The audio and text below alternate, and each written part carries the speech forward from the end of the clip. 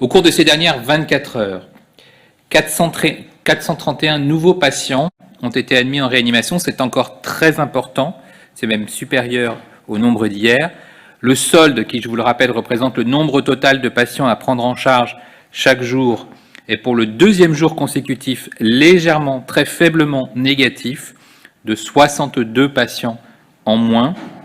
C'est donc une très légère diminution des besoins de place dans les réanimations, un pâle rayon de soleil, mais cette timide éclaircie, vous le savez, est très importante pour l'ensemble des soignants.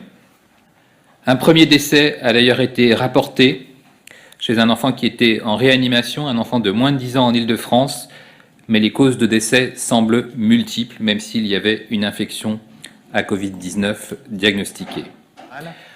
En ce qui concerne la mortalité hospitalière, 8 598 décès sont à déplorer depuis le 1er mars en milieu hospitalier. Ce sont des décès qui surviennent dans 81% des cas chez des plus de 70 ans. 17 décès sont survenus outre-mer.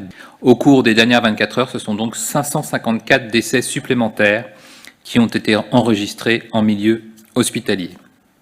En ce qui concerne les décès survenus au sein des établissements sociaux et médico-sociaux, en particulier les EHPAD, nous déplorons 4 599 décès rattachés au Covid-19, c'est 433 de plus qu'hier, et cela couvre, je vous rappelle, toute la période de l'épidémie depuis le 1er mars.